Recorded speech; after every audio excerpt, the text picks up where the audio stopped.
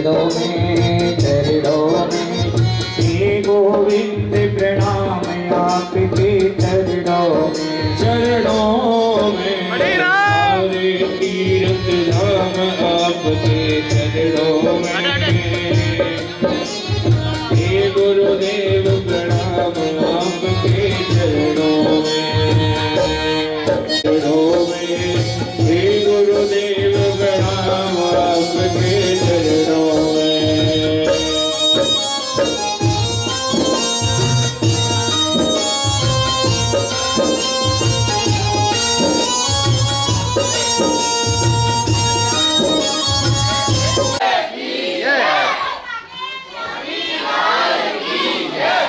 नमस्ततनरं चैवनरुद्धं देवीं सरस्वतीं व्यासं ततो जयमुदीरये।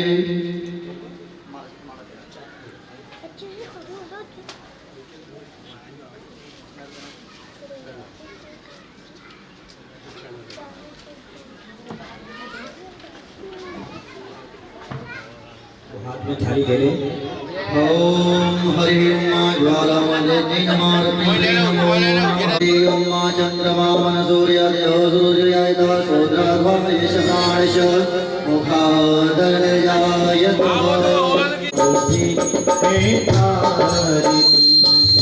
भागवत भगवान की है आरती पापियों को पाप से है तारती ये हमारी घंटी मुक्ति पड़ती पंचम वेद निराला नव ज्योति जगाने वाला नव ज्योति जगा पापियों को पाप से है तारती श्री भागवत भगवान की है आरती पापियों को पाप से है तारती वाला हरि धरती कराने वाला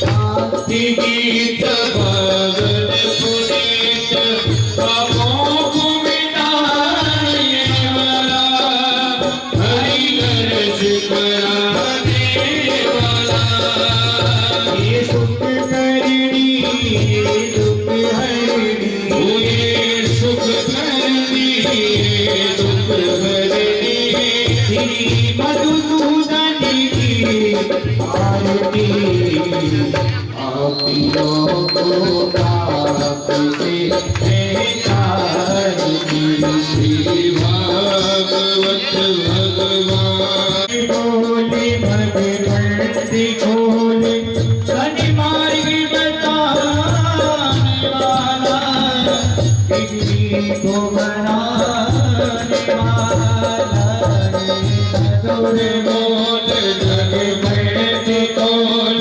सतमार्ग बताने वाला बिगड़ी को बनाने वाला श्याम यही श्याम यही सीताराम यही श्याम यही मंगल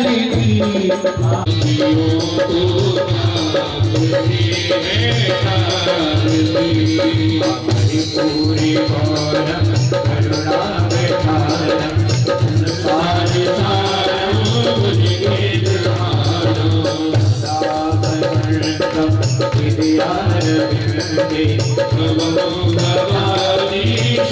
करुणा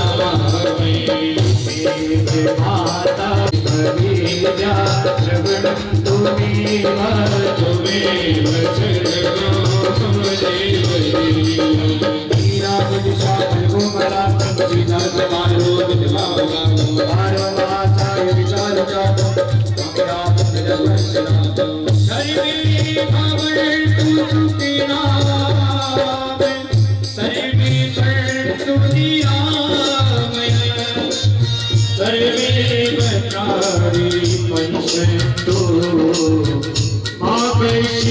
शिव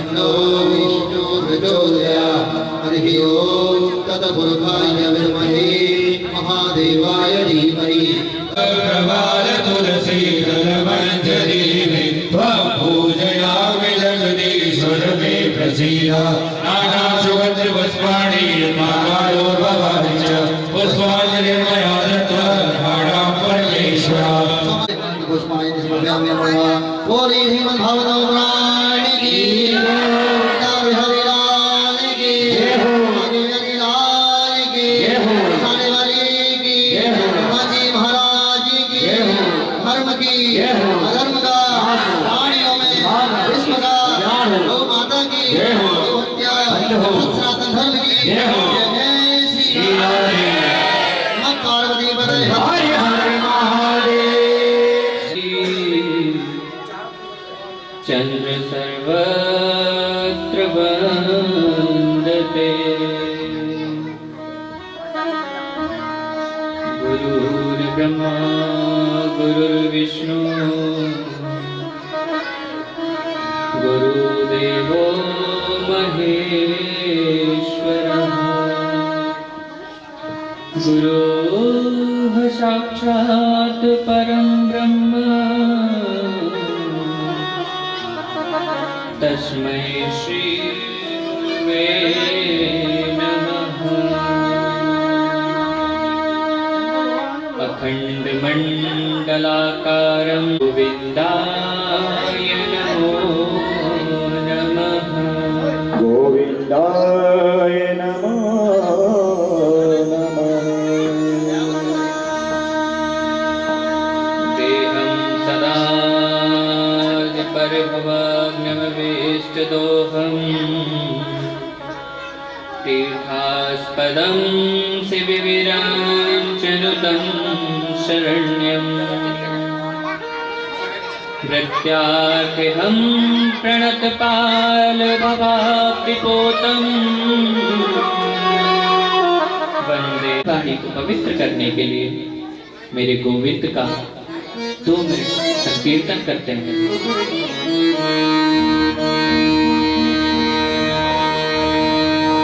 देखिए, पहले मैं बोलूंगा, उसके बाद आप भी दोहराइएगा उसको, क्योंकि ये जो रचना है ना, पवित्र तभी होती है जब गोविंद का नाम लेते हैं, मेरे कन्हैया का नाम लेते हैं। इसीलिए सभी मीठी मीठी ताल सेवा करते हुए अर्थात तालियों को बजाते हुए मेरे साथ श्री राधा रमन लाल जी का सुंदर कीर्तन करेंगे। जय जय राधा रमण जय जय राधा रमण हरि बोल जय जय राधा रमण हरि बोल जय जय राधा रमण हरि बोल जय जय राधा रमण हरि बोल जय जय राधा रमण हरि बोल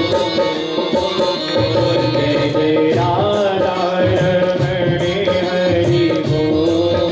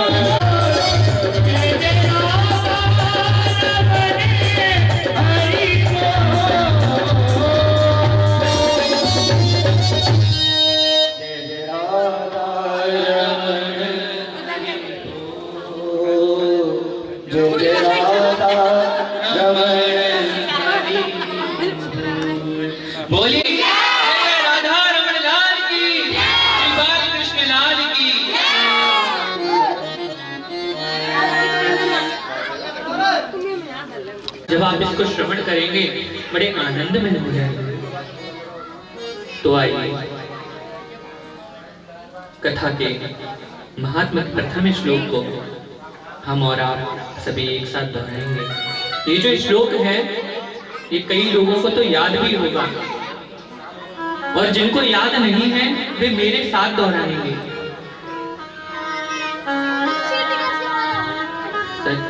सच्चिदानंद रूपाय विश्वोत्पत्त्यादि हेतवे तापत्रय विनाशाय श्री कृष्णाय वै। क्योंकि सबको पता है जिसको वो मिल गया उसकी तो बल्ले बल्ले, वही आनंद है। और भक्ति वेदांत के प्रभु श्री चैतन्य महाप्रभु क्या कह रहे हैं कि श्री कृष्ण चैतन्य प्रभु नित्यानंदा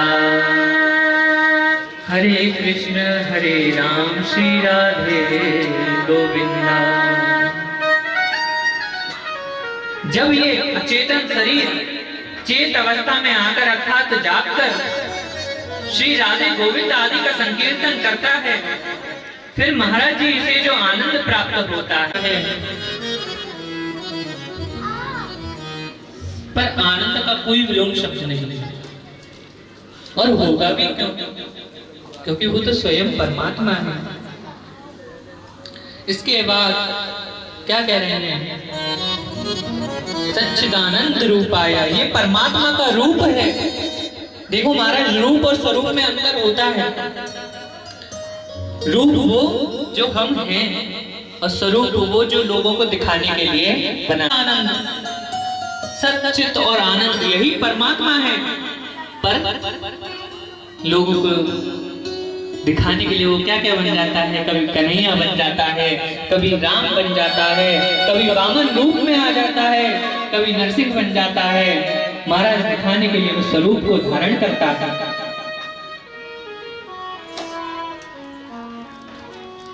इसके बाद मैं क्या कार्य करता हूँ आगे?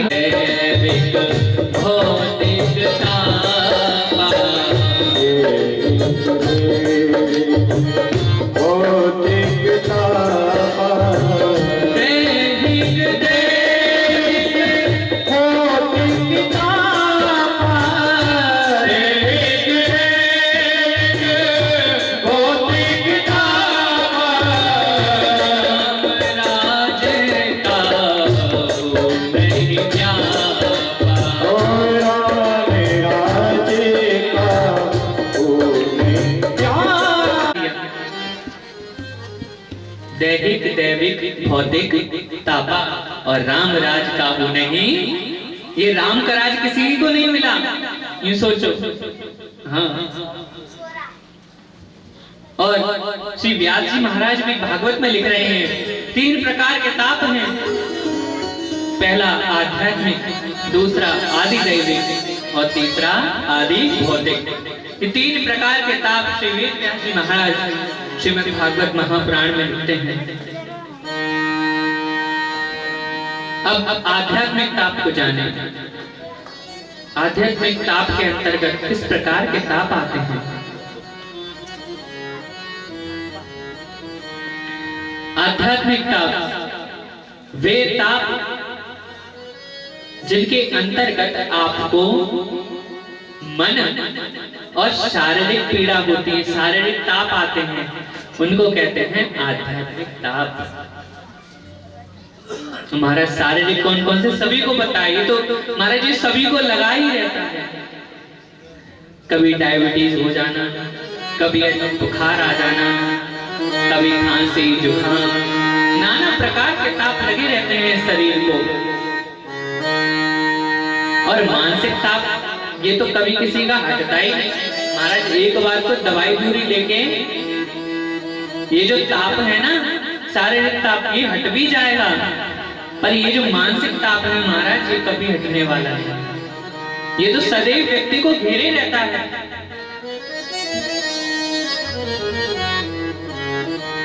जैसे मान लो बालक था, बड़ी पैसे खर्च करके उसको विदेश पढ़ने के लिए भेजा। महाराज बड़ी सुंदर नौकरी लगेगी, बड़ा सुंदर कार्य करके आएगा, जे ठाट से रहेगा, जे ठाट से हमें रवाएगा। पर महाराज जी आगे क्या हुआ? पैसे भी चले गए और नौकरी भी नहीं लगी।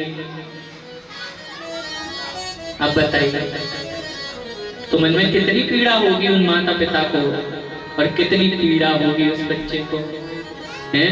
ना जाने माता पिता कहां कहां से पैसा इकट्ठे करते हैं बच्चों को पढ़ाने के लिए, और फिर भी बच्चों का ये हाल हो जाए। ये मन का जो ताप है ये लगा रहता है सभी को। तो ये जो ताप है वो आध्यात्मिक ताप के अंतर्गत आते हैं। अब आता है आदि दैविक। आदि दैविक क्या है? महाराज जो दैविक विपत्तियां आती हैं जिसके अंतर्गत, जैसे कि कभी ज्वालामुखी का विस्फोट हो जाना है, कभी ज्वालामुखी का विस्फोट हो जाना, कभी महाराज अचानक से अकाल पड़ जाना।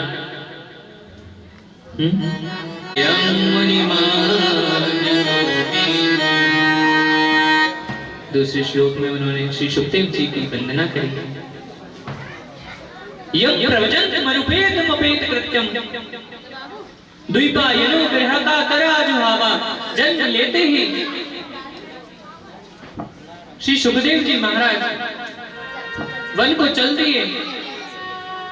जिस समय उनके लौकिक वैदिक कर्मों के अनुष्ठान का अवसर भी नहीं आया था, उसी समय अकेले ही श्री सुखदेव जी महाराज वन को जा रहे हैं, और उनके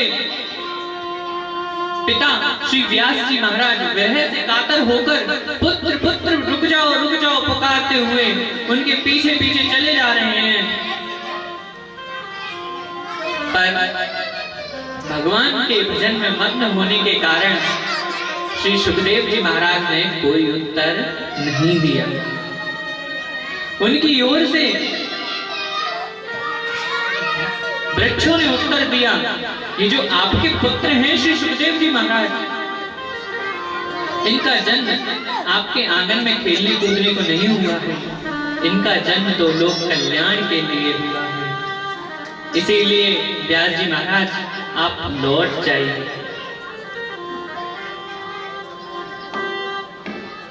आप ये सोचो, ये आपकी सेवा करेगा पुत्र,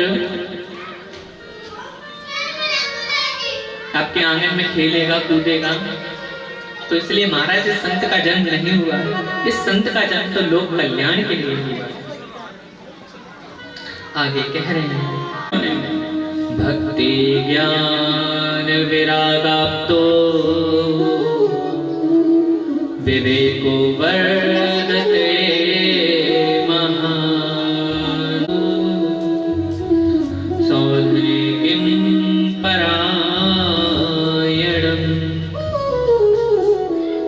इस घोर कली काल में जीव प्राय असुरी स्वभाव के हो गए हैं।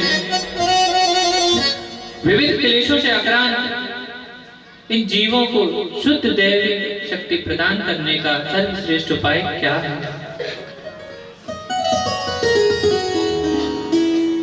आगे श्रेयसां यद्भवत् श्रेय पावनानां च पावनम् कृष्ण प्राप्ति करम शश्व साधनं तद्वाधुनम्। सूत जी, आप हमें कोई ऐसा शाश्वत साधन बतलाइए जो सबसे अधिक कल्याणकारी तथा पवित्र करने वालों में भी अधिक पवित्र हो, जो भगवान श्री कृष्ण की प्राप्ति करा दे। ऐसे साधन को हमें बताइए।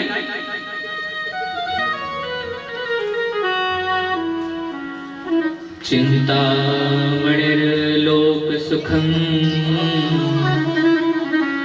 सुपुत्रौ स्वर्गसम्पदम्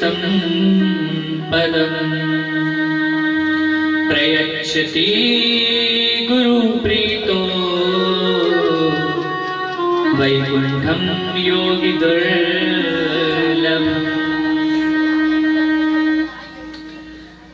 चिंतामणि केवल लौकिक वैदिक सुख प्रदान कर सकते हैं और कल्प वृक्ष अधिक से अधिक स्वर्गीय संपत्ति दे सकता है। अगर आप उससे भी यह कहेंगे कि वह आपको परमात्मा के दर्शन करा दे तो वह भी यह नहीं कर सकता। परंतु गुरुदेव प्रसन्न होकर परम धाम वैकुंठ को दे देते हैं, जो कि योगियों के लिए भी दुर्लभ है। महाराज बड़ी गुरु की बड़ी महिमा है। ये जो गुरुदेव हैं, ये अपने ज्ञान से इस संसार को भगवान से मिला देते हैं। केवल गुरु, ये क्षमता किसमें है? गुरुदेव में। आप सभी के बीच उपस्थित हमारे पूज्य श्री गुरुदेव जी महाराज हैं। मैं तो पहले कांच था, पर जैसे ही इनकी शरण में गया, इन्होंने मुझे बहुमूल्य मणि बना दिया। इसीलिए महाराज गुरु की बड़ी महिमा है। और क्या कह रहे हैं? कांच से हीरा बनाया मेहरबानी कांच से हीरा बनाया मेहरबानी आपकी, मेहरबानी आपकी गुरु, मेहरबानी आपकी।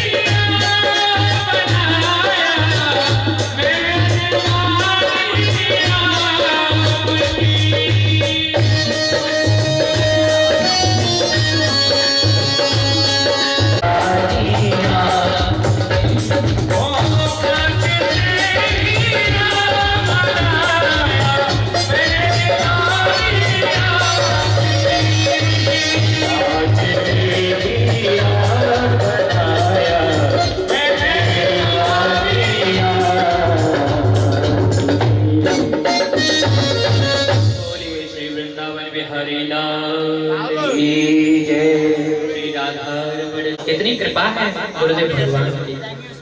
इसके पश्चात सूत जी कहते हैं, सूत जी ने कहा, हे शौनक जी, तुम्हारे हृदय में भगवान का प्रेम है, इसलिए मैं विचार कर काल व्याल मुख त्रास त्रास निर्णास भाषितम।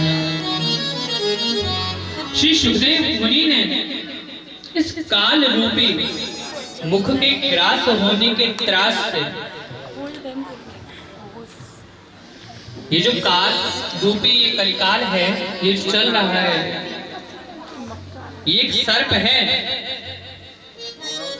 जिसने अपना मुख खोल रखा है, और आप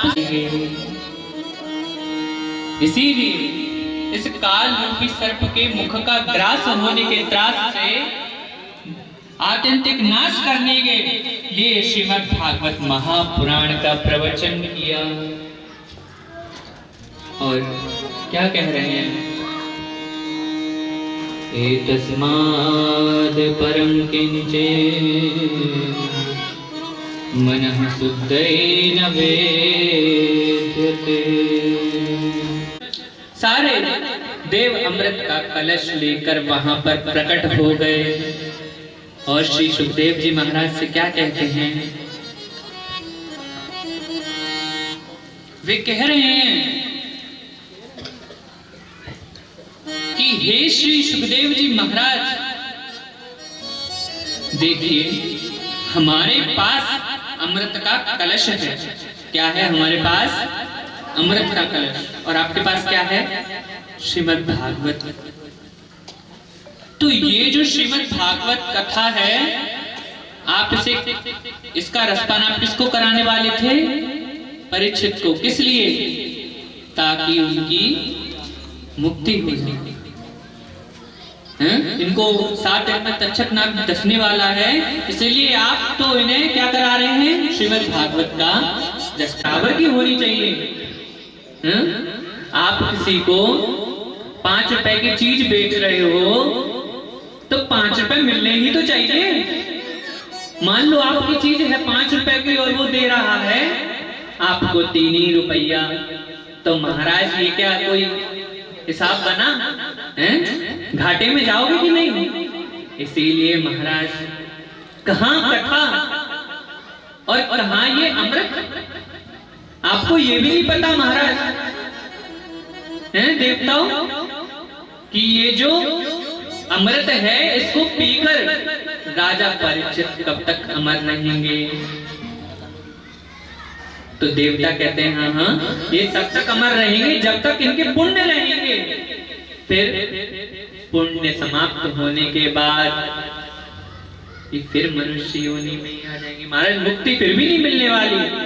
परंतु ये जो श्रीमद् भागवत कथा है, ये है तो जिसने एक बार इसका रसपान कर लिया उसकी तो मुक्ति होना पक्की।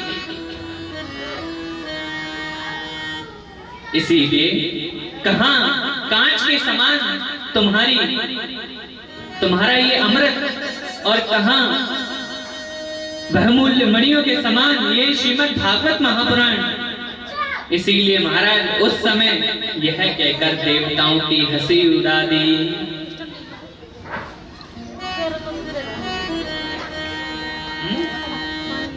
इसीलिए क्या कह रहे हैं? अभक्तांश्च विज्ञाय नाददौ सकथामृतम् श्रीमद् भागवती वार्ता सुराणामपि दुर्लभा। उन्हें भक्ति शून्य जानकर श्रीमद् भागवत कथामृत उनको नहीं दी, यानी कि श्रीमद् भागवत कथा का अनाधिकारी समझकर उनको श्रीमद् भागवत कथामृत का दान नहीं किया। इस प्रकार यह श्रीमद् भागवत कथा देवताओं को भी दुर्लभ है, परंतु आप सभी के कितने बड़े भाग्य हैं। और क्या कह रहे हैं? राज्यो मोक्षं तथा वीक्ष्य पुरा धाता विवेश्मिता सत्यलोके तुलां बद्ध्वा साधना तद्वाञ्छनः। एक बार कहा, राज्यो मोक्षं तथा वीक्ष्य पुरा धाता विवेश्मितं सत्यलोके तुलां बद्ध्वा तौलयत साधनां। पूर्व काल में श्रीमद् भागवत कथा के श्रवण से राजा परीक्षित की मुक्ति को देखकर ब्रह्मा जी को बड़ा आश्चर्य हुआ। ये 7 दिन के अंदर इस परीक्षित ने कथा को श्रवण किया और श्रवण करने के पश्चात इसकी मुक्ति हो गई। ऐसा क्या है इस भागवत में? उन्होंने सत्य लोक में तराजू बांधकर सब साधनों को एक पलड़े में रखा लघु निम्न्यानि जातानि गौरवेदिदं महत् तदा ऋषि गणा सर्वे विस्मयं परमं युयु। अन्य सभी साधनों को, सभी वेद वेदांत उन्होंने एक पंडरे में रखा और दूसरे पंडरे में श्रीमद् भागवत महापुराण को रखा। जब श्रीमद् भागवत महापुराण अकेला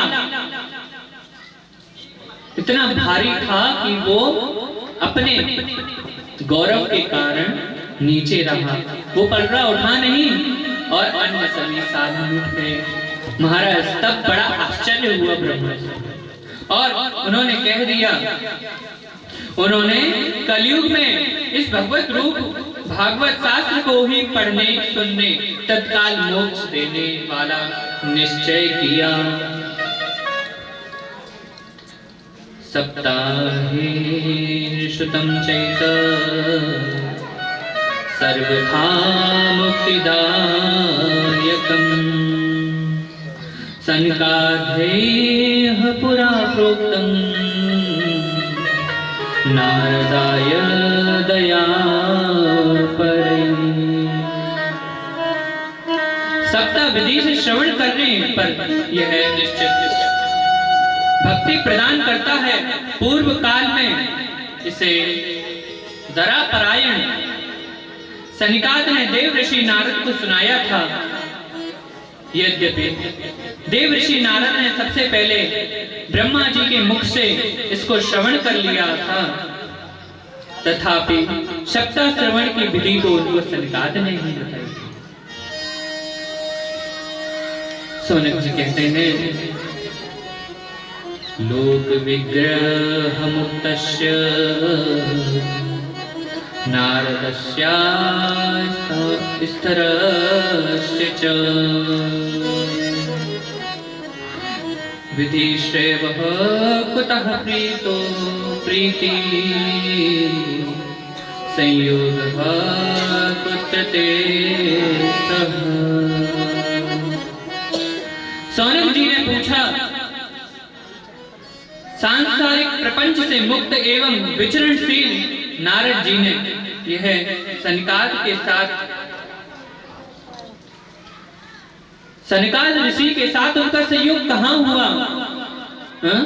क्योंकि सनकाद महाराज हाल फिलहाल में कहीं जाते नहीं और जो नारद जी हैं वह 2 घड़ी से ज्यादा कहीं रुकते नहीं। इसीलिए उन्होंने 7 दिन तक यह कथा कैसे बैठकर सुन ली। आप हमें यह बताइए। सूत जी ने कहा, अब मैं तुम्हें वह भक्तिपूर्ण कथानक सुनाता हूँ जो श्री सुखदेव जी महाराज ने मुझे अपना अनन्य शिष्य जानकर एकांत में सुनाया था। एकदा ही विशालायां चत्वरा ऋषयो मलः सत्संगार्थं समायाता ददृशस्त्र नारदम्। एक दिन विशालापुरी में वे चारों निर्मल ऋषि सत्संग के लिए वहां पर आए हुए थे। वहां उन्होंने नारद जी को देखा तो सनिकाद ऋषि पूछते हैं, कथम ब्रह्मन्देन मुखा कुतश्चिन्ता तुरो भवान् त्वयितं गम्यते कुत्र कुतश्चागमनं तव। सनिकाद ने पूछा, ब्राह्मण आपका मुख उदास क्यों हो रहा है? आप इतने चिंतातुर क्यों हो रहे हैं? इतनी जल्दी जल्दी आप कहां से आ रहे हैं? और आपका आगमन, आप इतनी जल्दी जल्दी कहां जा रहे हैं और आपका आगमन कहां से हो रहा है? हमें यह बताइए। इदानीं सुनिचित्तोऽसि गतवित्तो यथा जनः तवेदामुक्त संगस्य नोचितं वद कारणम्। इस समय तो आप उस पुरुष के समान जान पड़ते हैं जिसका सारा धन लुट गया हो। इस समय आप कैसे लग रहे हैं?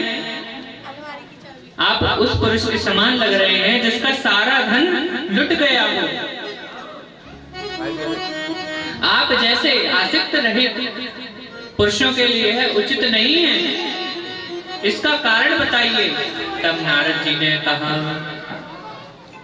अहम तो पृथ्वीं यातो ज्ञात्वा सर्वोत्तमामति पुष्करं च प्रयागं च काशीं गोदावरीं तथा हरिक्षेत्रं कुरुक्षेत्रं श्रीरंगं सेतुवन्दनम् एवमादिषु तीर्थेषु ब्रह्मांडतः स्तः। क्या कहते हैं? बड़ा सुंदर जवाब, बिल्कुल हकीकत बता दी। नारद जी ने कहा, मैं सर्वोत्तम लोक समझकर पृथ्वी लोक पर गया। यहाँ मैं पुष्कर, प्रयाग, काशी, गोदावरी, नासिक, हरि क्षेत्र, कुरुक्षेत्र आदि कई तीर्थों में विचरण करता रहा, परंतु मेरे मन को शांति देने वाला कोई भी स्थान नहीं मिला। इस समय अधर्म के सहायक कलयुग ने सारी पृथ्वी को पीड़ित कर रखा है। और क्या कह रहे हैं? सत्यम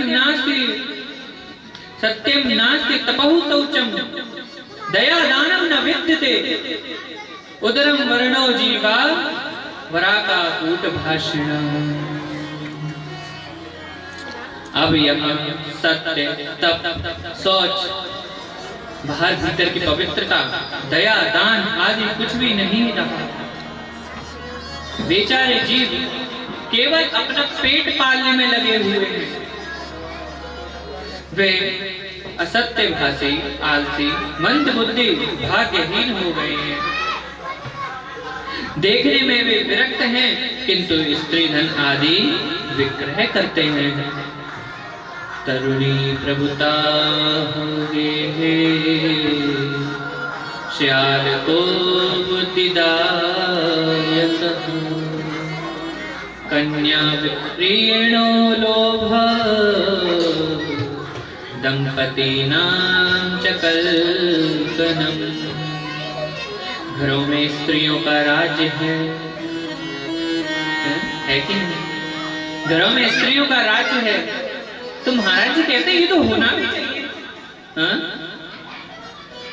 स्त्री जो है घर की लक्ष्मी है और अर्धांगिनी है, तो होना भी चाहिए। इसमें सोचने वाली क्या बात है? परंतु और क्या कह रहे हैं? साले सलाहकार बने हुए हैं। परेशानी तो ये है महाराज, राज्य होना अच्छी बात है, पर वो राजा सलाह किससे ले रहा है? अपने सालों से। यानी कि जो स्त्रियां हैं, जो पुरुष हैं, वो सालों से सलाह लेते हैं। बूढ़े माता पिता को तो वृद्ध आश्रम पठा देते हैं और जो साले हैं उनसे सलाह लेते हैं। तो बड़ी सुंदर बात कही गई है, दीवार बिगाड़े आरो और घर बिगाड़े सारो। दीवार में जितनी भी आरे होंगे उतनी दीवार भद्दी लगने लगती है। सारों से घर भद्दा नहीं लगता, लेकिन सलाह से भद्दा लगता है। कि तो महाराज दोनों तरफ का फैसला करे, पर एक ही तरफ फैसला करेगा तो कलह तो होगा। इसीलिए और क्या कह रहे हैं, स्त्री पुरुषों में हमेशा कलह मचा रहता है। महात्माओं के आश्रम, तीर्थ और नदियों पर यवनों का अधिकार है। और उन दुष्टों ने बहुत से देवालय भी नष्ट कर दिए हैं। ये तो सभी को पता है कि आजकल महाराज जहां अच्छे लोग होंगे वहां बुरे पहले मिल जाएंगे।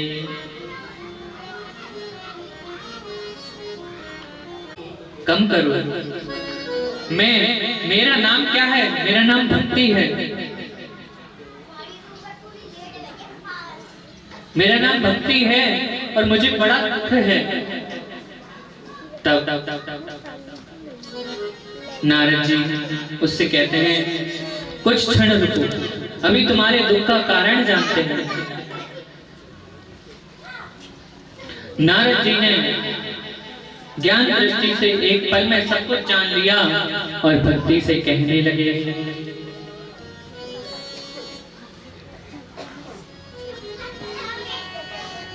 हे भक्ति देवी, इस काल के फेर से ये तुम्हारे जो दो पुत्र हैं ज्ञान और वैराग्य, वे तो बूढ़े हो गए हैं। क्योंकि इस कलिकाल में ना तो कोई ज्ञानी है और ना कोई वैरागी है, पर भक्ति है। और भक्ति भी महाराज करते हैं तो कैसे करते हैं? अपने हिसाब से। महाराज होनी भी चाहिए अपने हिसाब से, पर ये भक्ति कैसी है? काम बेस भक्ति है। भक्ति करना अच्छी बात है, पर काम के लिए करना अच्छी बात नहीं है। अरे भक्ति करना है तो अपना धर्म समझ के करो।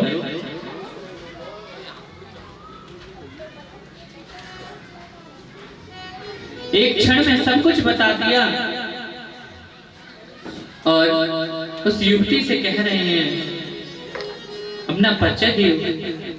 तब वो युवती कहती है, अहम भक्तिरिति ख्याता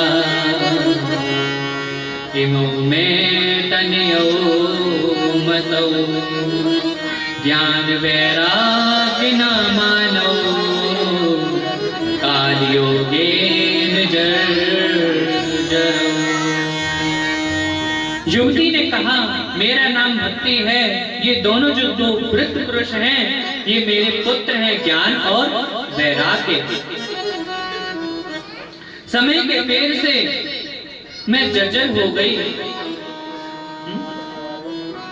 और ये जो कमल नयनी देवियां हैं जो कि मेरी सेवा कर रही हैं, यह है गंगा आदि सभी पवित्र नदियां हैं जो कि मूर्तिमान रूप से मेरी सेवा कर रही हैं। और भक्ति कहते हैं, उत्पन्ना द्रविड़ेशाहं वृत्तिं कर्णाटके गता क्वचिन् महाराष्ट्रे गुर्जरे निर्णतां गता। मैं द्रविड़ देश में उत्पन्न हुई, कर्नाटक में पली बड़ी, महाराष्ट्र में कहीं कहीं मेरा सम्मान हुआ, पर जैसे ही मैं गुजरात आई, समय के फेर से मैं जर्जर हो गई। इस कलयुग ने मुझे घेर लिया, पर जब से मैं पुनः वृंदावन धाम को आई हूँ, मैं तो परम युवती बन गई हूँ, पर मेरे ये जो दो पुत्र हैं ज्ञान और वैराग्य, वो बूढ़े हो गए हैं। ओ चलो रे मनीषी वृंदावन धाम,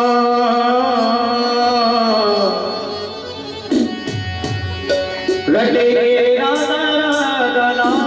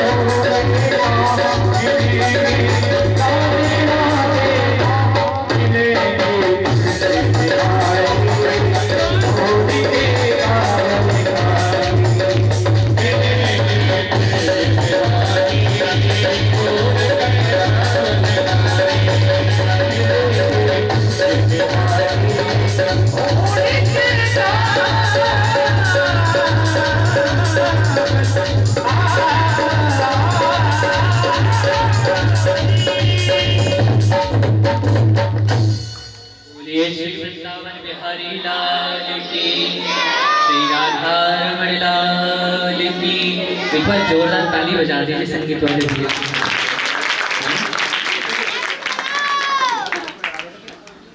और देखिए ये जो श्रीमद सनकादर्शी कहते हैं आपको ये भी नहीं पता कि सत्कर्म क्या है। श्रीमद् भागवत ही तो वह सत्कर्म है। नारद मुनि बोले अच्छा ये श्रीमद् भागवत कथा सत्कर्म है, ये क्या है श्रीमद् भागवत कथा? सभी पुराणों का 17 पुराणों का सार ही तो है।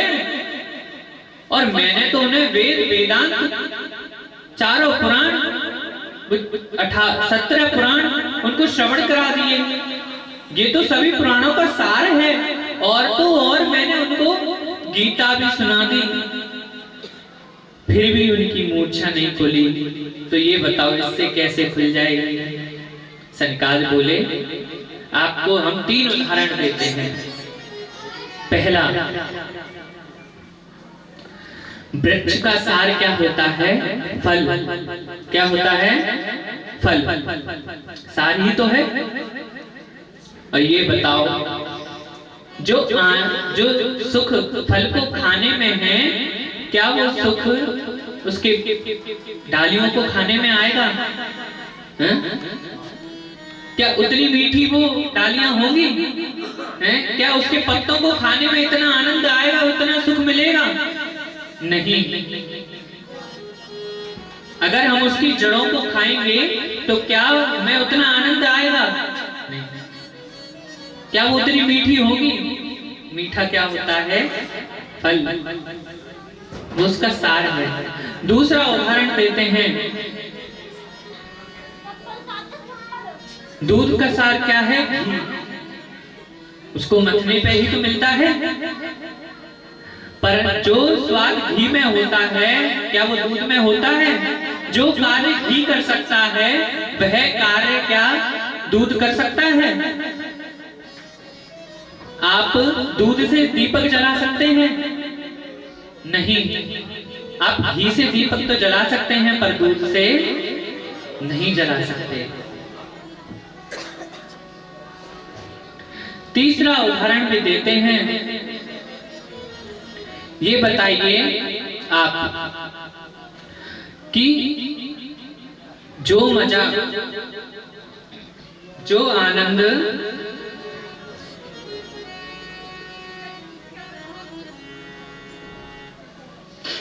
गन्ने के रस में होता है, खूब मीठा होता है ना, खूब बढ़िया, सभी को पसंद आता है, खूब मीठा लगता है। परंतु जब उस रस की खांड बनाई जाए और उस खांड में जो आनंद आता है क्या वो उस रस में आता है महाराज? नहीं। इसीलिए इसी प्रकार ये श्रीमद् भागवत कथा है, ये सभी का सार है। और सार में जो आनंद है वो और किसी में नहीं है। बोलिए श्री वृंदावन बिहारी लाल की जय हो। इसके बाद नारद मुनि श्री सनकादिक जी से पूछते हैं, ये बताइए इस भागवत को करे कहां? इसके लिए कोई स्थान बताइए। और ये बताइए हमें कि किस क्षेत्र में इसको करने से क्या लाभ मिलेगा। तब सनकादिक कहते हैं कि आप इसको हरिद्वार में करो, क्योंकि हरिद्वार जो है वो देवों, हरिद्वार में एक आनंद तट है जहां पर बड़े सुंदर सुंदर वृक्ष हैं और उन पर भी लताएं चढ़ी हुई हैं, निर्मल बालू बिछी हुई है, वहां कोई गत्ते की आवश्यकता नहीं है। और तो और वहां पर जो सरोवर है, नदी है,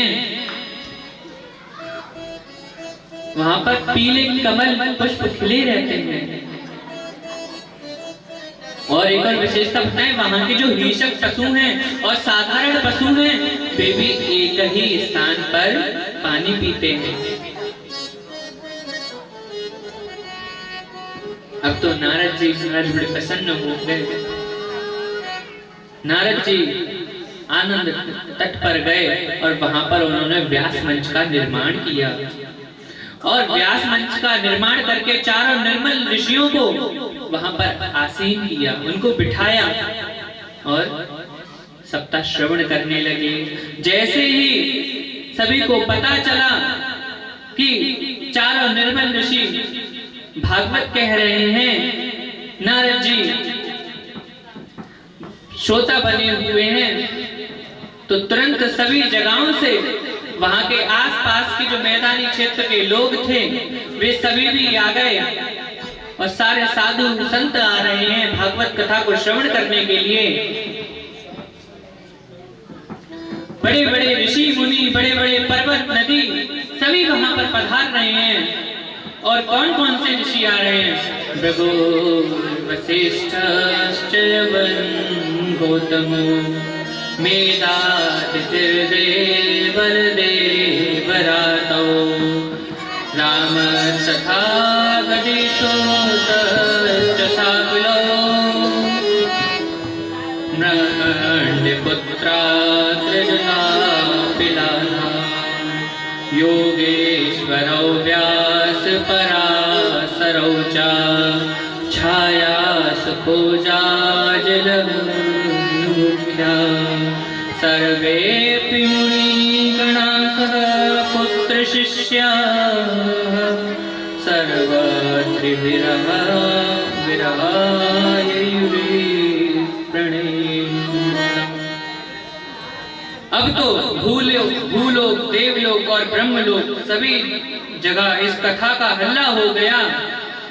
अब तो वशिष्ठ, च्यवन, गौतम, मेधातिथि, देवल, देवसत, परशुराम, विश्वामित्र, शाकल, मार्कंडेय, दत्तात्रेय, विप्लाद, योगेश्वर, व्यास और पराशर, छायासुख, जला जाजिल और जहनु आदि प्रधान मुनिगण अपने अपने पुत्र शिष्यों और स्त्रियों के साथ वहां पर कथा को श्रवण करने के लिए आ गए।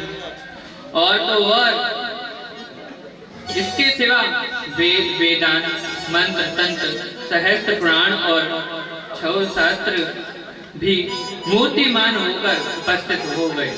गंगा आदि सभी नदियां, पुष्कर आदि सभी सरोवर, कुरुक्षेत्र आदि समस्त क्षेत्र, सारी दिशाएं, दंडक आदि वन, हिमालय आदि पर्वत तथा देव, गंधर्व और दानव आदि सभी कथा को श्रवण करने के लिए वहां पर आ गए।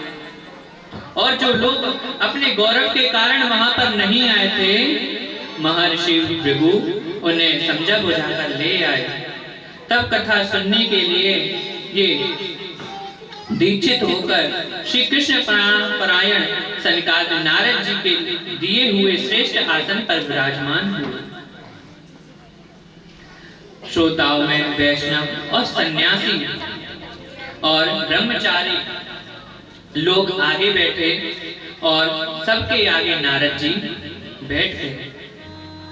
एक और ऋषिगण, एक और देवता और एक और वेद आदि उपनिषद तथा एक और तीर्थ बैठे और दूसरी ओर स्त्रियां बैठी। इसके बाद सनकादिक कथा सुनाना प्रारंभ कर दिया। सनकादिक जी कथा को कह रहे हैं और क्या बताते हैं? श्लोकार्धम श्लोकपार्धम वा नित्यं भागवतो श्लोकपार्धम वा नित्यं भागवतोद्भवम्। जो इस श्रीमद् भागवत कथा के चौथाई श्लोक का भी अगर नित्य प्रति पाठ करता है तो उसको परम धाम वैकुंठ की प्राप्ति होती है।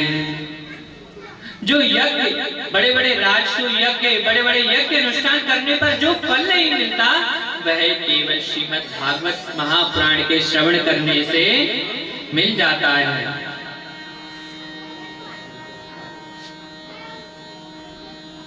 इसके बाद बड़ा सुंदर भाव है। उससे पहले एक भजन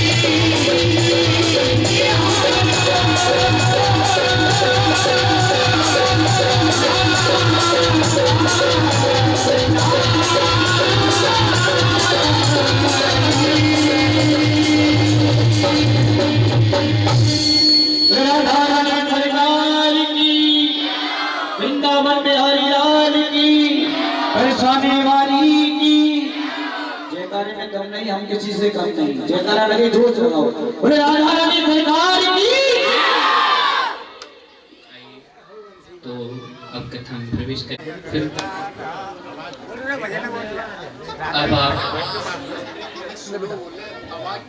अब आप यह बताइए, अब आप यह बताइए सप्ताह यज्ञ के द्वारा संसार में कौन कौन लोग पवित्र हो जाते हैं? बड़ा सुंदर प्रश्न पूछा नारद जी ने सनकादिक से। तो नारद जी कहते हैं, सनकादिक ऋषि कहते हैं, ये मानवः पापकृतस्तु सर्वदा सदा दुराचार सत्येन हीना पितृमातृदुष्टा कृष्णा दुराचा श्रमधर्मवर्जिता वेदं विहामनुसरणाभिहिंसा सप्ताय हेन खलो मोहन्ते पंचापापा कलशमकारे दूरा विधाता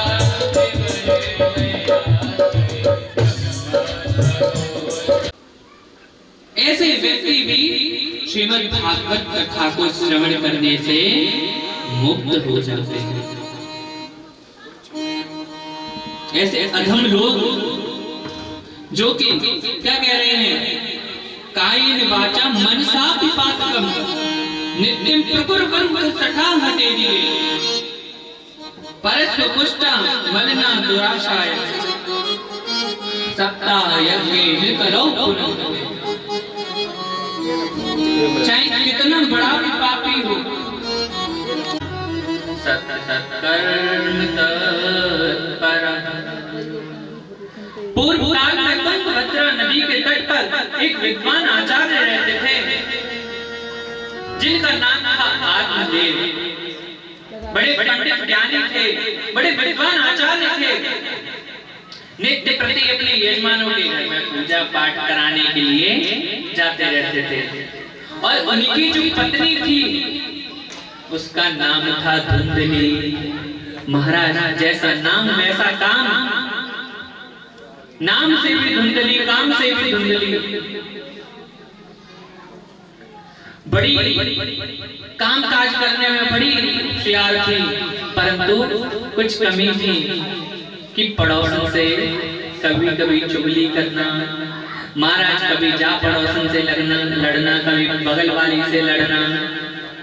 नित्य प्रति का उसका कर्म था, रोज यही कार्य करते। पर जैसे ही उसे पता चल गई शाम हो गई, पतिदेव आने वाले हैं, तुरंत एक लोटे में जल लेकर द्वार पर खड़ी हो जाती। आत्मदेव जी को लगता हे भगवान हमारे जैसी पत्नी सबको दे, पर आत्मदेव जी को क्या पता है कैसी पत्नी है, सबको दे तो रोज कलेश होगी। बोली श्री वृंदावन के हरिलाल की। बड़ी विचित्र थी। आत्मदेव जी बड़े पंडित ज्ञानी थे, खूब सा धन था, परंतु एक भी संतान नहीं थी। और तो और महाराज क्या कहें, घर में जो तुलसी का पौधा था नित्य प्रति उसकी सेवा करते थे, नित्य प्रति सेवा कर रहे हैं तुलसी की, रोज उसमें पानी डाल रहे हैं, परंतु फिर भी महाराज कभी हरी नहीं होती थी। और जिस फल को वह अपने घर पर लेके आते थे वह फल भी सड़ जाता था। और जिस वृक्ष को लगाते थे पहली बात तो वृक्ष ही नहीं फलता था, अगर भगवान की कृपा से फल भी जाता तो फल नहीं देता था। और घर में जो गाय थी उसके भी कोई बछड़ा नहीं था, वो भी बड़ी बांझ थी। एक दिन बेचारे बैठे बैठे इन्हीं सब चीजों का विचार करने लगे, कितना अभागा हूं मैं, इतना सारा धन का क्या फायदा अगर एक पुत्री ना हो। अगर पुत्र होता तो इसका फायदा भी था कि चलो आगे कुछ करता। बड़ी चिंता में है। और फिर सोचने लगे कि चलो हमारे पुत्र नहीं है, कोई बात नहीं है, जिस गाय की हम नित्य प्रति सेवा कर रहे हैं उसके भी कोई बछड़ा नहीं है महाराज। इन सभी चीजों को सोचकर बड़े दुखी हुए, वन में चले गए। और वन में जाकर बैठकर एक पेड़ के नीचे और सोचने लगे, महाराज कितना दुर्भागी हूं मैं, मेरे घर में इतना सारा धन है परंतु एक संतान नहीं है। कुछ समय तक वहां पर बैठे रहे, फिर जैसे उनको प्यास लगी, पास के सरोवर से जल पीकर फिर उस पेड़ के नीचे बैठे, उधर से एक महात्मा आ गए। महात्मा ने देखा कि ये ब्राह्मण बड़ा उदास बैठा हुआ है,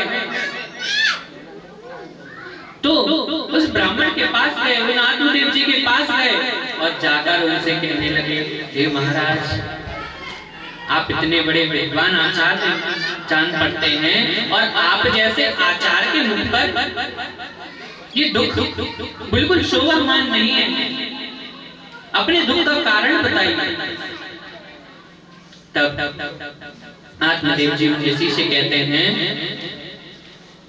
कि महाराज आपको क्या बताएं, खूब सा धन है परंतु उसको खर्च करने के लिए भगवान ने एक पुत्र पुत्री भी नहीं, कोई संतान नहीं है हमारे घर में।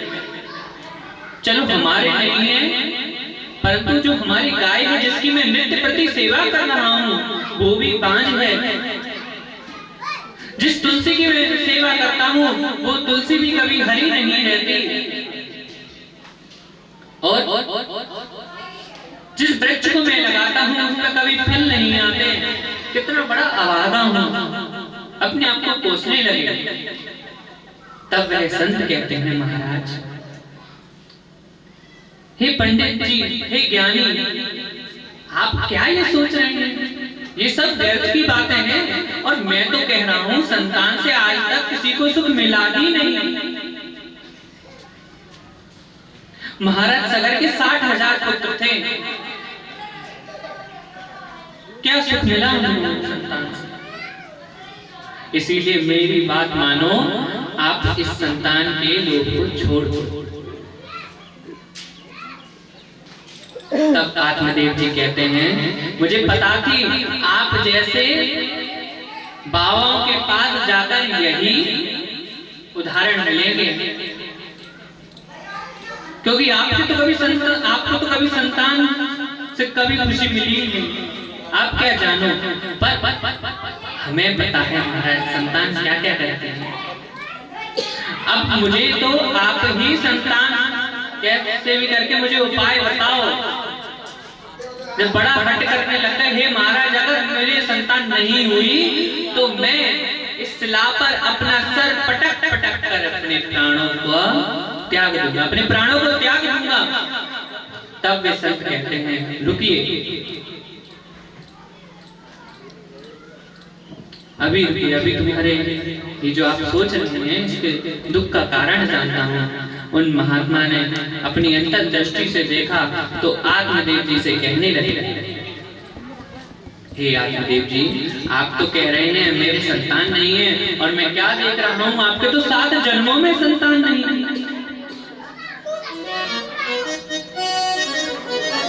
आत्मदेव जी बड़ा रुदन करने लग गए, नहीं मैं तो, और अपनी पत्नी धुंधली से बोले, देखो प्रिय,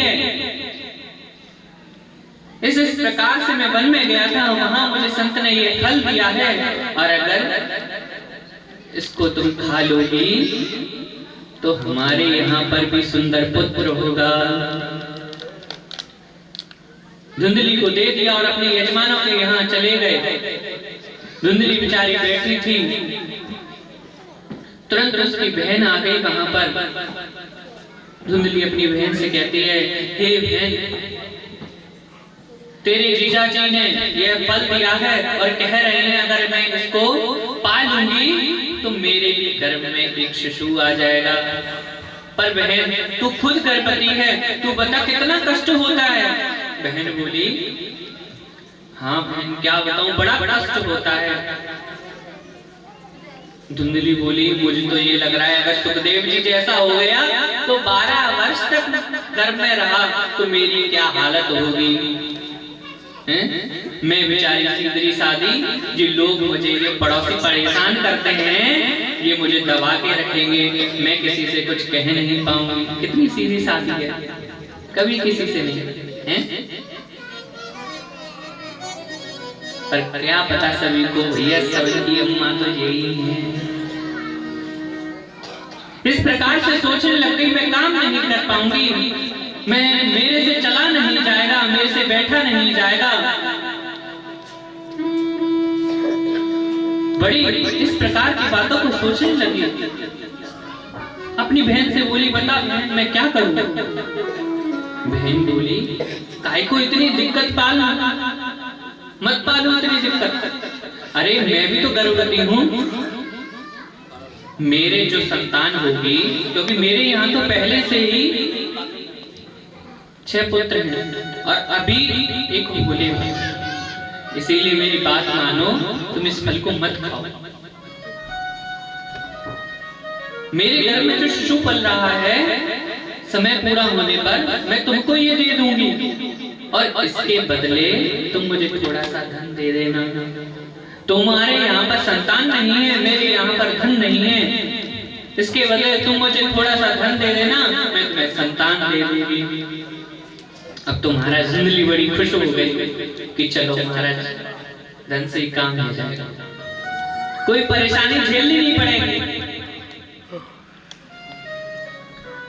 अब बहन से बोली, इस फल का क्या करूंगा जो तेरे जीजा जी लेकर आए हैं? बहन बोली, इसको गाय को खिला दो। तुम्हारी गाय भी तो बांझ है, देखते हैं उसके पुत्र होगा या नहीं, उसके कोई बछड़ा होगा या नहीं। अब तो वो फल गाय को खिला दिया। समय पूरा होने पर बहन के एक पुत्र हुआ। बहन ने चुपचाप से वह धुंधली को दे दिया। धुंधली ने आत्मदेव जी से कहा, मेरे गर्भ से यह पुत्र जना है। आत्मदेव जी बड़े खुश हो गए, बड़ा हर्ष प्रकट करने लगे, बड़े उत्साह में खूब सा धन बांट दिया, खूब दान किया उन्होंने। और जैसे ही महाराज 3 महीने बाद गाय के भी पुत्र हो गया, फिर तो आनंद का ठिकाना नहीं रहा। अब तो और भी बड़े खुश हो गए कि देखो अभी तक तो मेरे पुत्र नहीं था और अब तो मेरी गाय के भी आ गया। बोलिए श्री वृंदावन बिहारी लाल की। बड़े उत्साह में आ गए।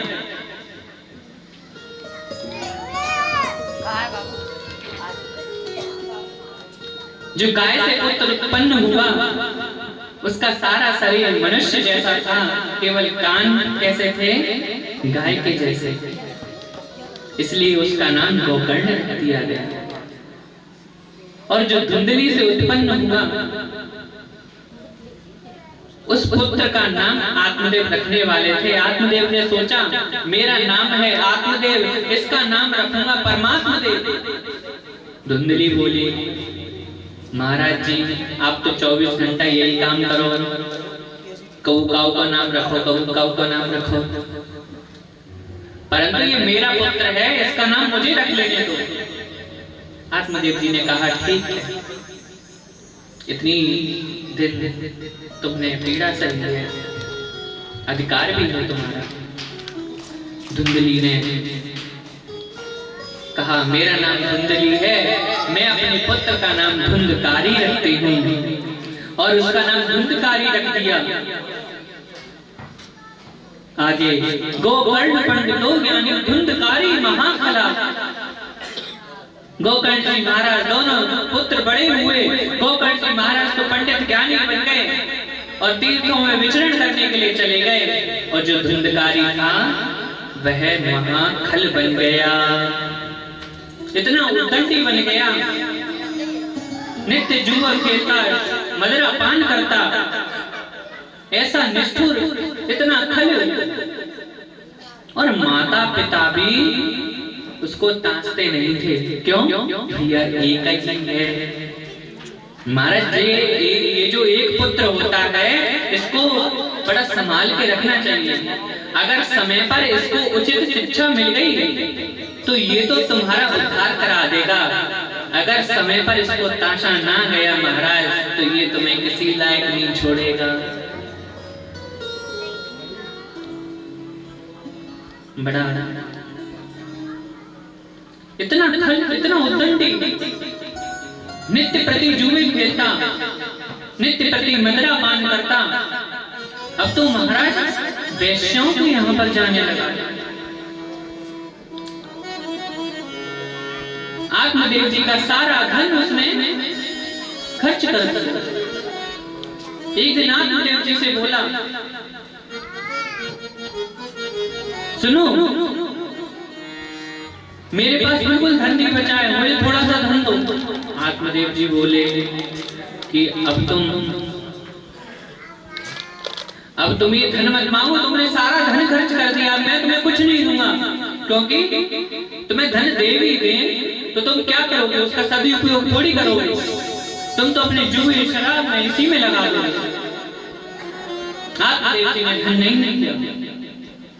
तो एक दिन आत्मदेव जी से बोला कि अगर तुम मुझे नहीं धन दोगे तो एक दिन मैं तुम्हारी बड़ी पिटाई करूंगा।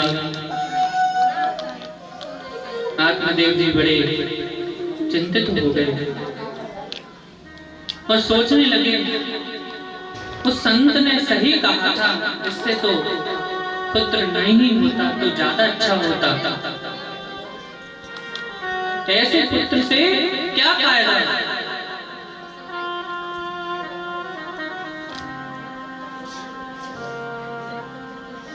गोकर्ण जी महाराज पिता के पास आए और उनको ज्ञान का उपदेश दिया। गोकर्ण जी महाराज कहते हैं कि जो संसार है ना पिताजी, ये बड़ा कामी है। जब तक आप इसके काम को सिद्ध करते रहोगे तब तक तो यह आपके साथ है, परंतु जिस दिन आपने इसके काम को बंद कर दिया महाराज, जे बड़ा आपको रहने योग्य नहीं रहने दे रहे। इसलिए मेरी बात मानो और तपस्या के लिए चले जाओ, इस संसार में कुछ नहीं रखा। आत्मदेव जी तपस्या के लिए चले गए। गोकर्ण जी महाराज तीर्थों में भ्रमण करने लगे। बहुत सा समय बीता, अब पिता नहीं तो किससे मांगेगा, माँ से बोला, अरे सुनती है मैया, तुझे पता है मेरे पास जुए खेलने के लिए बिल्कुल पैसे नहीं बचे हैं, मुझे पैसा दे। मैया बोली कि तेरे जुए खेलने के लिए पैसे दूंगे। खूब उसने पिटाई लगाई माँ की। जब माँ ने मना कर दिया, मैं पैसे नहीं दूंगी, मैया को बड़ी गिलानी हुई अपने मन में। और शाम के समय वह कुएं में जाकर गिर पड़ी, कूद गई, अपने प्राणों को त्याग दिया। ऐसी जिंदगी जीने से भी क्या फायदा, ऐसे पुत्र के पास रहने से क्या फायदा।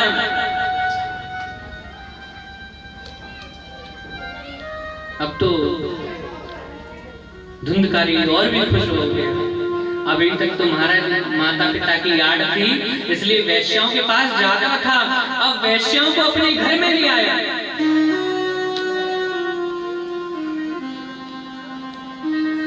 उन वैश्यों को अपने घर में लाकर बड़ा प्रसन्न होता है। रोज वैश्य नई नई मांग करती उससे, आज ये चाहिए। उन 5 वैश्यों को घर में लाकर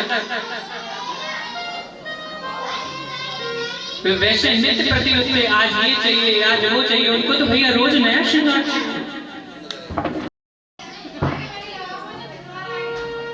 वैश्यों ने देखा कि ये तो अब तो इसके पास बिल्कुल धन बचा नहीं है और अभी चोरी करने लग गया है। एक दिन तो राजा के उस नगर में से कुछ धन चुरा कर ले आया। तो वैश्य सोच रही है कि ये एक दिन खुद तो राजा के हाथों मृत्युदंड पाएगा ही और हमें भी दिलाएगा। वैश्यों ने तैयारी कर ली, आज शाम को आने तो दो इसको।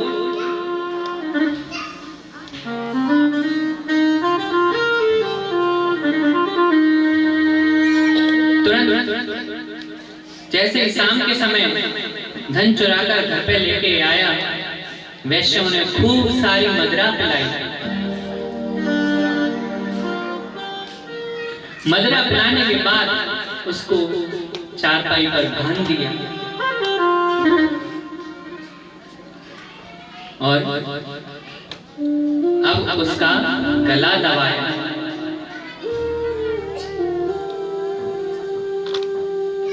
इतने पर भी नहीं मरा, तब उसके मुंह में जलते हुए अंगारे डाल दिए। फिर भी उन्हें कुछ नहीं दिखा, उन्होंने खंजर लेकर उसके पेट में तब तक भौंका जब तक उसके प्राण नहीं निकल गए।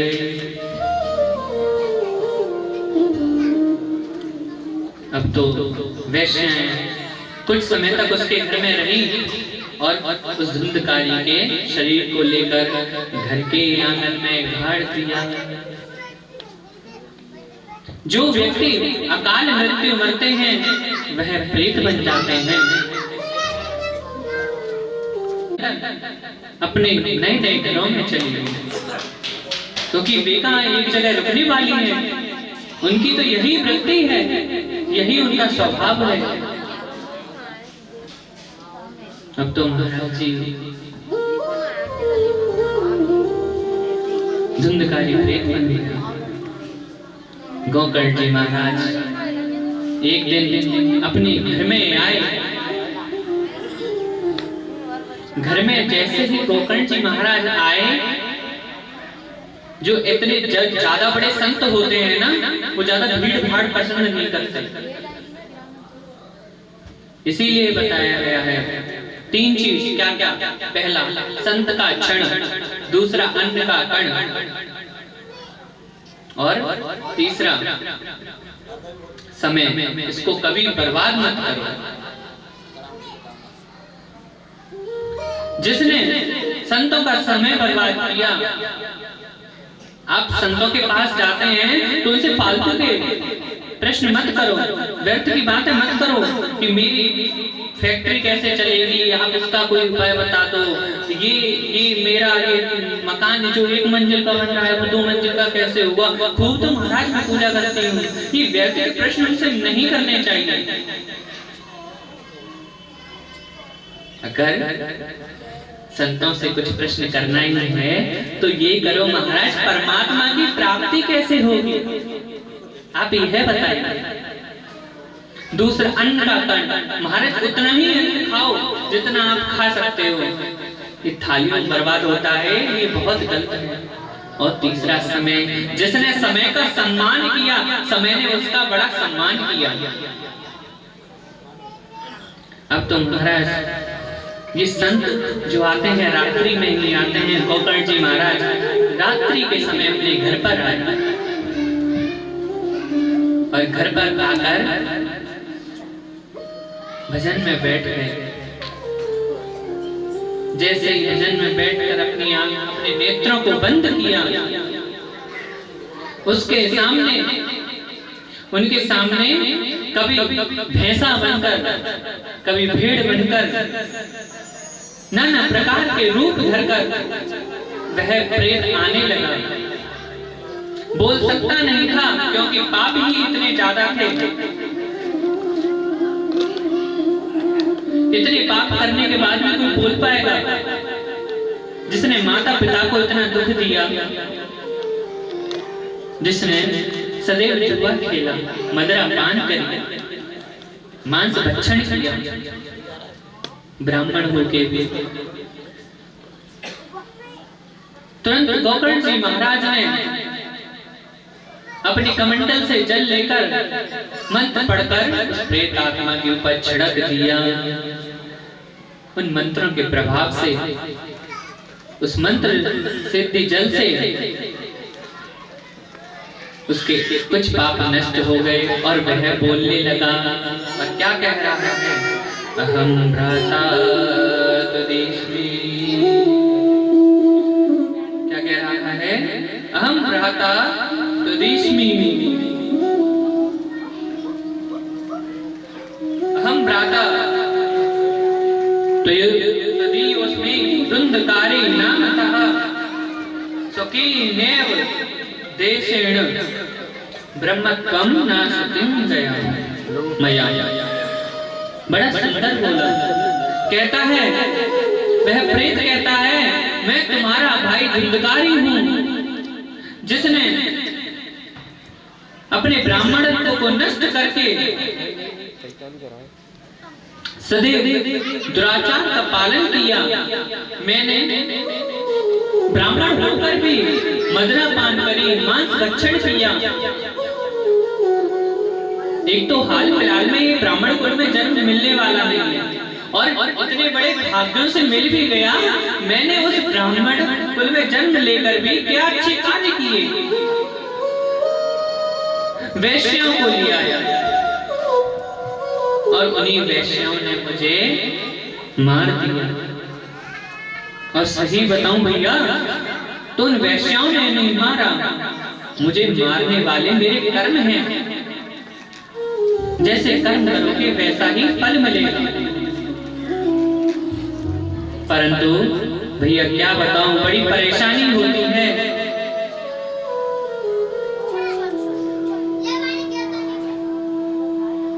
तब गोकर्ण जी महाराज कहते हैं कि मैंने तो तुम्हारा गया में श्राद्ध किया है, फिर भी तुम्हें मुक्ति नहीं मिली। गया में श्राद्ध करने के बाद भी तुम्हें मुक्ति नहीं मिली। धुंधकारी बोला, उन श्राद्धों से फायदा भी क्या है? तुमको पता है कि मैं किस गोत्री का हूं? मैं ब्राह्मण हूं भी या नहीं?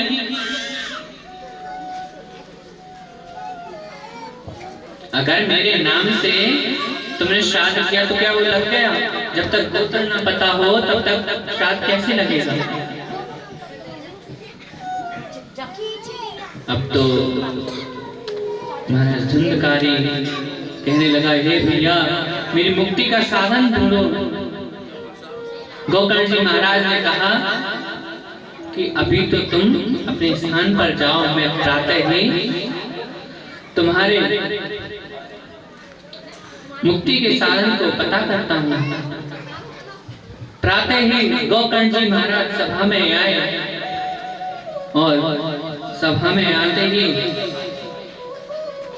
सभी से गोकर्ण का वृत्तांत कहा और गोकर्ण की मुक्ति का साधन पूछने लगे। फिर भी किसी ने गोकर्ण की मुक्ति का साधन नहीं बताया।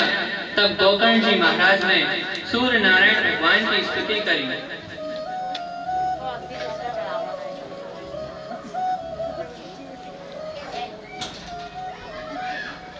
गोकर्ण जी महाराज ने श्री सूर्य नारायण की स्तुति कर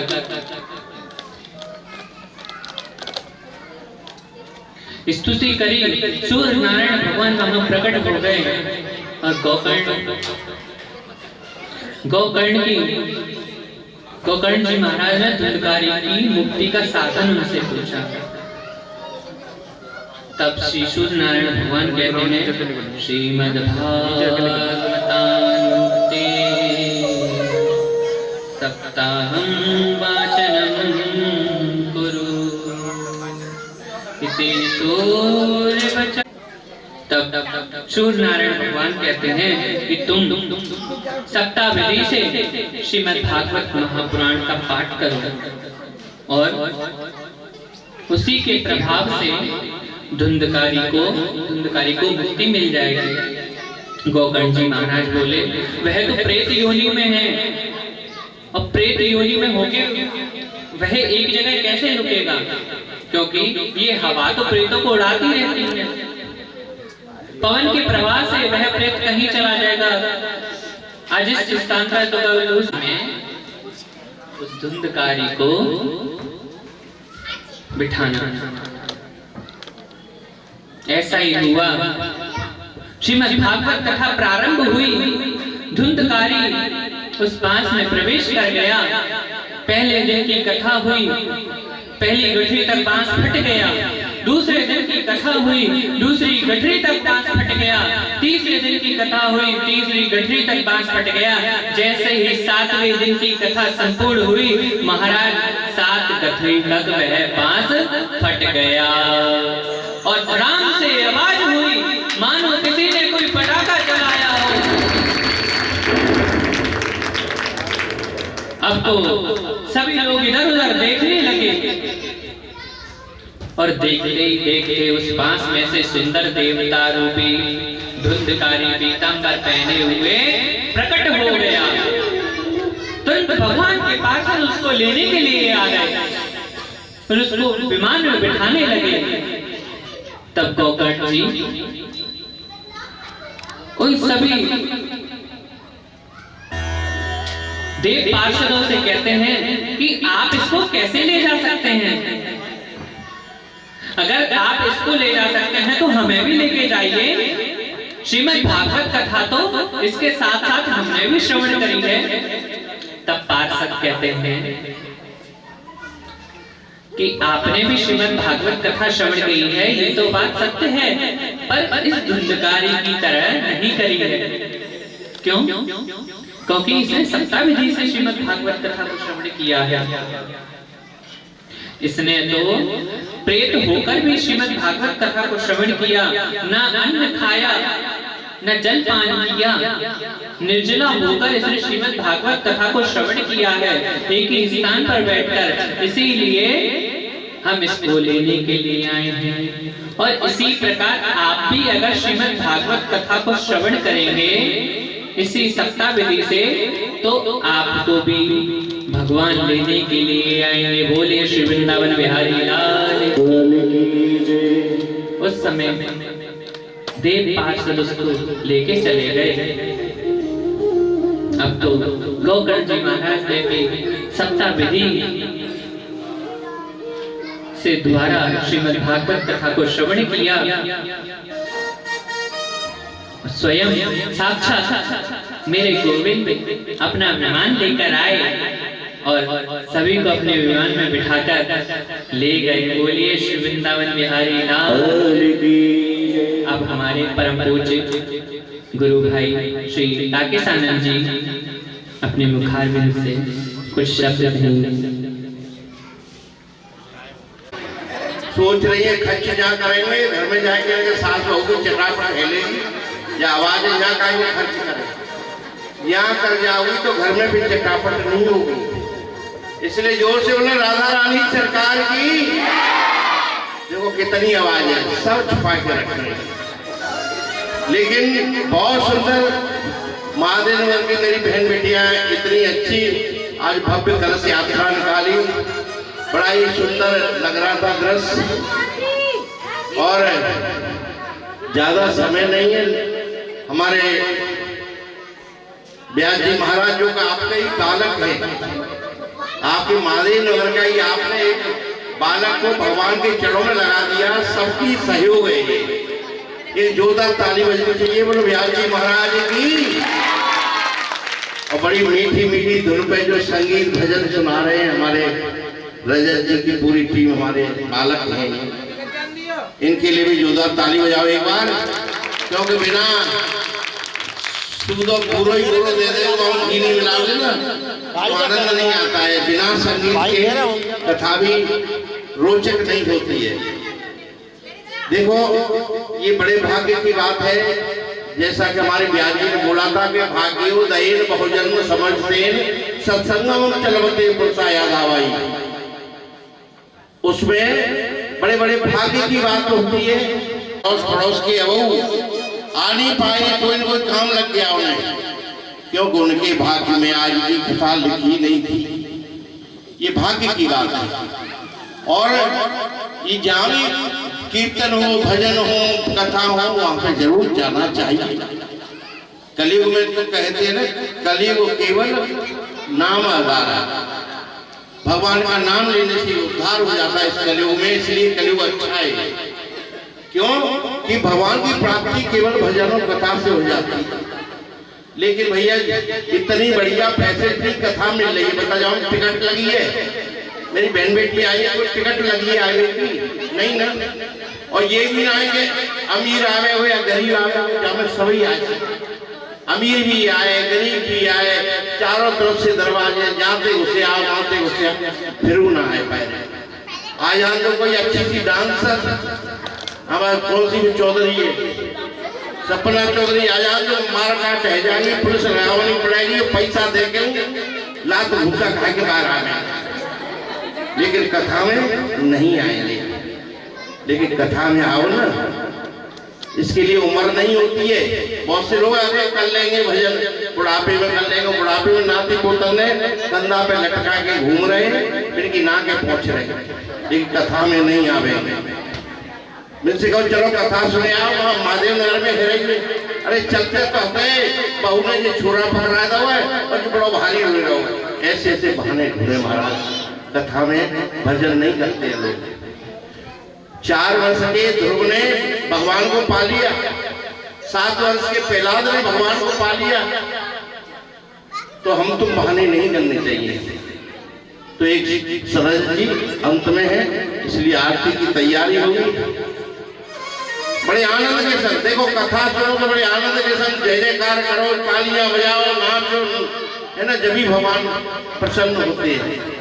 यहाँ ताली बजाओगे जयकार करोगे तो उल्टी सीधी टेढ़ी मेढ़ी रेखाएं ना जो हाथों में, वो भी सब मेरा भगवान कन्हैया मेरा समाप्त कर देगा तुम्हारी, इसलिए बहाना नहीं।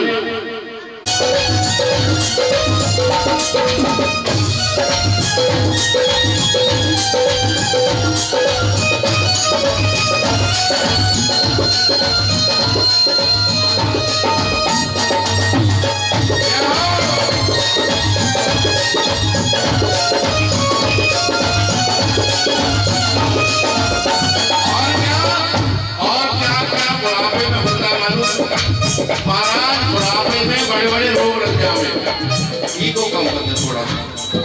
बुढ़ापे में बड़े बड़े रोग लग जावे महाराज। बुढ़ापे में अंधे है जाओगे, बुढ़ापे में बुढ़ापे में अंधे है जाओगे, बुढ़ापे में दरस तुम कर नहीं पाओगे, दरस तुम कर नहीं पाओगे, दरस करो बड़ी जवानी में, बुढ़ापा कितने देखा है, भजन करे बड़ी जवानी में, बुढ़ापा कितने देखा है।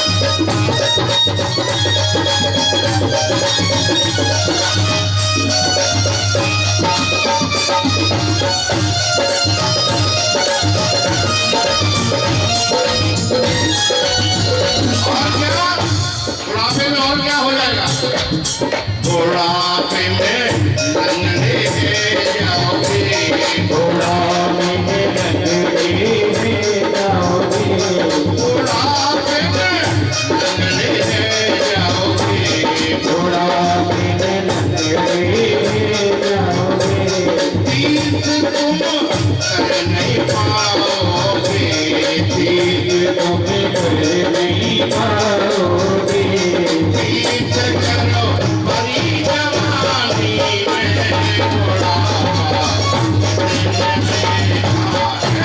भजन करे बड़ी जवानी में, बुढ़ापा कितने देखा है। क्या हो पीछे तक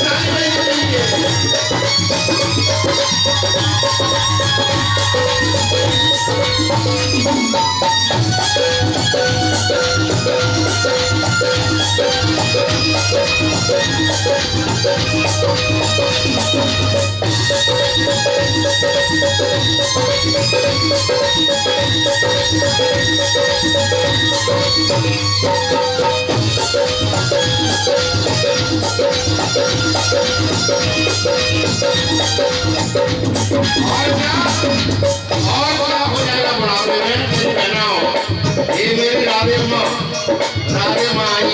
इनके लिए ताली बजाओ जोर से। ये इस क्षेत्र में कोई भी दफा होती है बिना रास्ते मांगे नहीं होती, आते हैं पहुंच जाते हैं।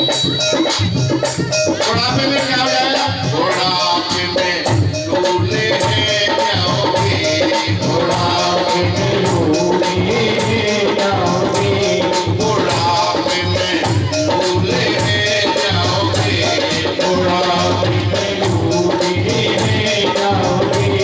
काम तुम कर नहीं पाओगे, काम तुम कर नहीं पाओगे। ये दान करो, वो दान करो, दान करो, बनी जवानी जितने नहीं खाए,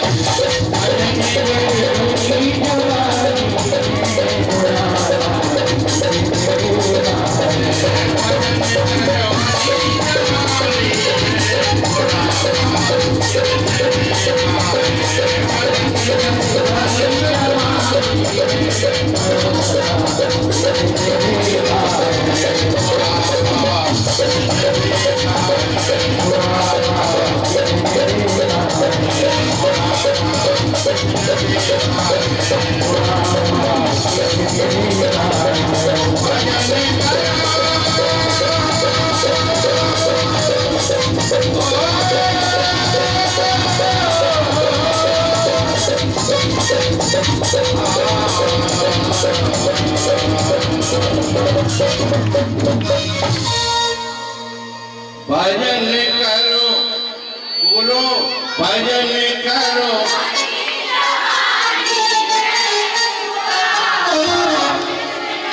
लिखा है भजन करो,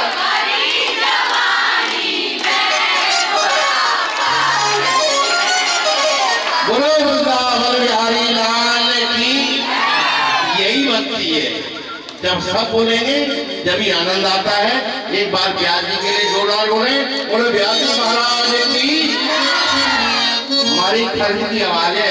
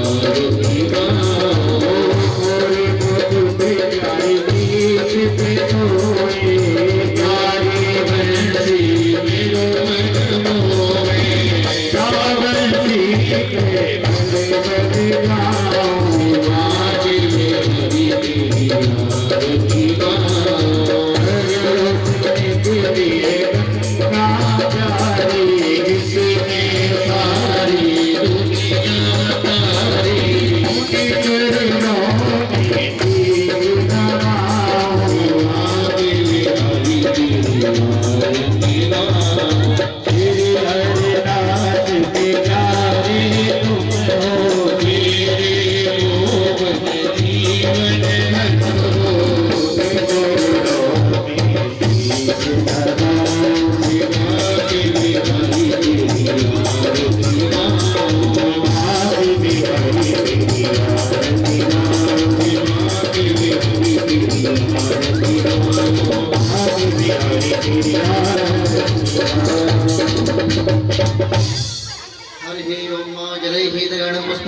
देवाय नमः देवो शान्तिरन्तर्जं शान्तिः पृथिवी शान्तिरापः शान्तिरोपदय शान्तिः वनस्पति शान्ति विश्वे देवा शान्ति ब्रह्म शान्ति सर्वं शान्ति मे प्रचोदयात् हरिः ओम् कात्यायनै विद्महे कन्याकुमारी च धीमहि तन्नो देवी प्रचोदयात् हरिः ओम् नन्दनन्दनाय धीमहि यशोदानन्दनाय धीमहि तन्नो श्रीकृष्ण प्रचोदयात् हरिः ओम् तत्पुरुषाय विद्महे महादेवाय धीमहि तन्नो रुद्र प्रचोदयात् सेवन्ते कावकुल चम्पकपाटलब्धे पूर्णगजातिगर्भीररसाल पुष्पै बेल्व प्रवाल तुलसी दलमञ्जरेवे पुष्पं